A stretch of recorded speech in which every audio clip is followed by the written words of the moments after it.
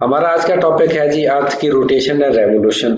आजकल एक तो वैसे पाकिस्तान में बड़ी बहस चल रही है कि क्या अर्थ वाकई जमीन के गिर्द सॉरी सन के गिर्द घूमती भी है कि नहीं, या ये साकन है।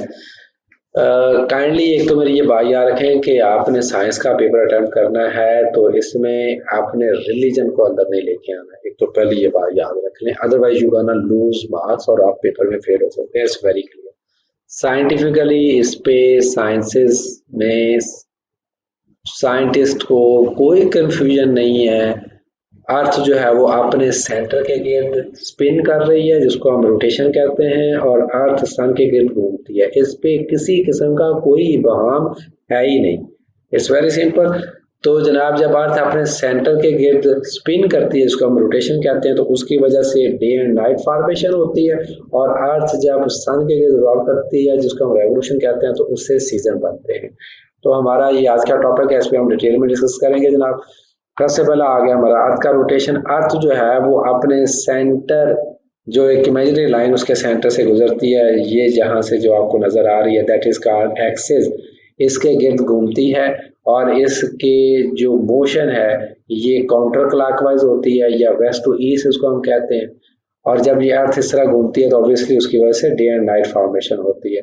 This line is called axis of rotation. यहाँ पे बताया हुआ अर्थ रोटेट जो है वो अबाउट 24 आवर्स में वो ये एक चक्कर अपना कंप्लीट करती है।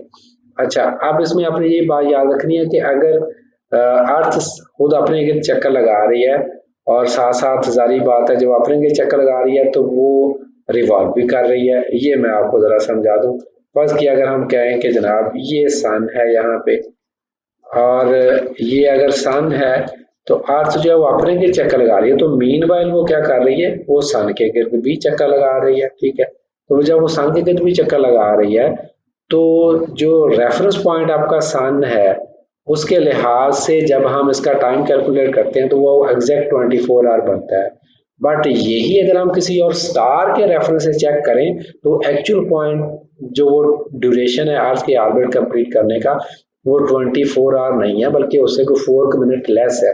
वो 23 आवर्स एंड 56 मिनट्स है। तो that is called side real time.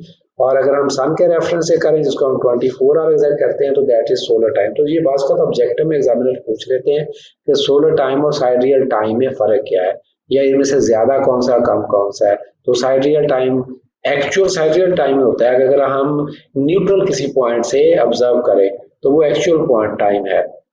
लेकिन सन के रेफरेंस से जो हम प्रैक्टिस करते हैं टाइम, वो सोलर टाइम है और वो 24 आवर्स है। उसके बाद है कि रोटेशन की वजह से क्या क्या फिनोमिनाज होते हैं। डे एंड नाइट की फॉर्मेशन होती है।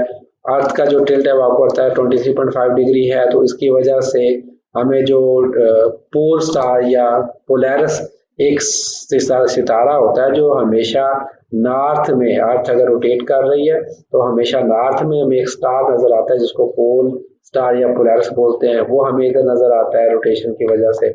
उसके बाद this tilt is what causes our day to get longer in the summer and shorter in the winter. आप देखते हैं ना, गर्मियों के दिन बहुत लंबे होते हैं और रातें छोटी होती हैं, और सर्दियों में दिन बिल्कुल छोटे हो जाते हैं और रातें बहुत लंबी हो जाती हैं। ये भी सारा टिल्ट की वजह से ही होता है। अर्थ का जो टिल्ट अगर ना हो, लाइक अर्थ अगर बिल्कुल ऐसे स्टेट सन के गिर्द मूव कर रही हो, तो फिर आपके डे एंड नाइट की लंबाई दोनों तरफ एक जैसी हो, कि मतलब जहां जहां पे भी अर्थ पे फिक्स लंबाई होगी, कहीं पे 12 घंटे का दिन 12 घंटे की रात, तो वो वेरी नहीं करेगी जिस तरह से अभी वेरी करती है। कभी दिन लंबा होगा, कभी रातें लंबी होगी। Sun appears to rise in the east and set in the west. Earth घूमती है फ्रॉम वेस्ट टू ईस्ट, और हमें ऐसे लगता है कि शायद सन मशरक से निकल रहा है। नहीं, सूरज मशरक से नहीं निकल रहा, बल्कि जमीन मगरब से मशरक की तरफ घूम रही होती है। ठीक है, तो ये वाला जो है क्या कहते हैं, आपका जो फिनोमिना होता है, इसकी वजह से आपको सन ऐसे लगता है कि ये आपका ईस्ट से राइज कर रहा है और वेस्ट में सेट कर रहा है। ठीक है, next comes the wind curves because earth rotation.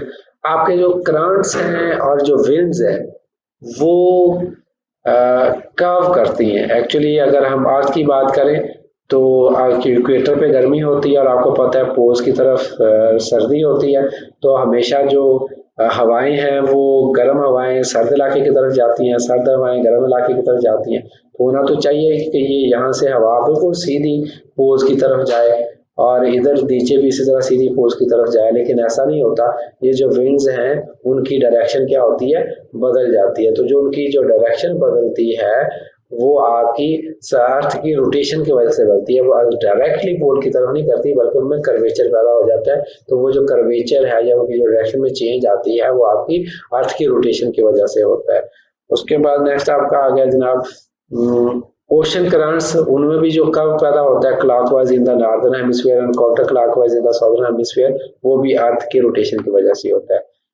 How fast is earth spinning, ये बात का एग्जामिनर आपसे पूछ सकता है कि अर्थ स्पिन इज कांस्टेंट। ये स्पिन तो कांस्टेंट है, लेकिन स्पीड जो है अर्थ की डिपेंड्स अपॉन लैटिट्यूड। लाइक अगर आप अर्थ आपकी घूम रही है तो बिल्कुल अपने अर्थ अपने सेंटर के गिर्द घूम रही है, तो पोल के ऊपर बिल्कुल उसकी स्पीड 0 होगी, लेकिन इक्वेटर पे उसकी स्पीड क्या होगी, मैक्सिमम होगी।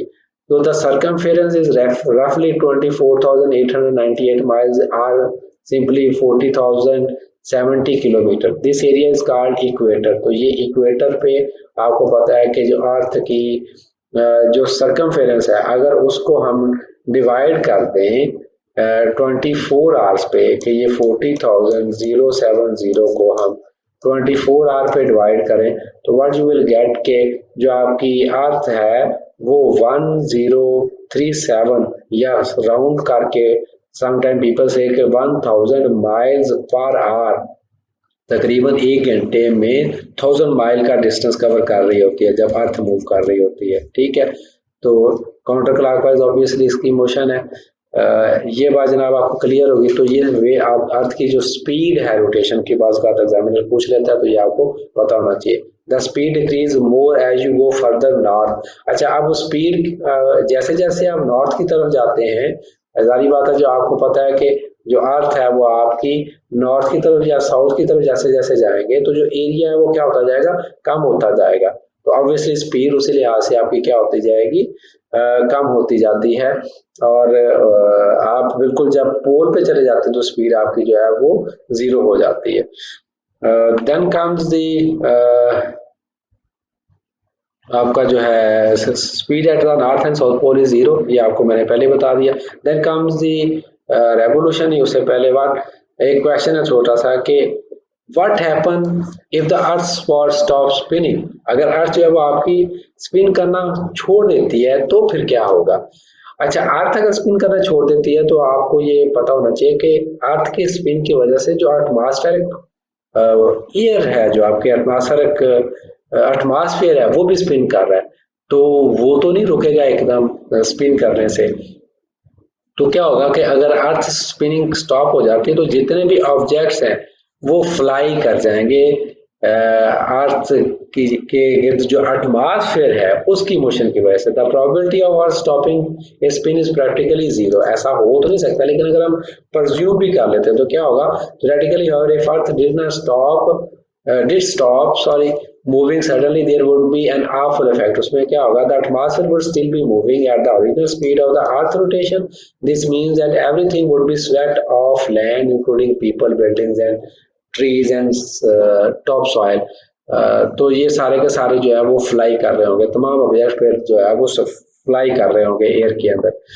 Then comes the earth revolution.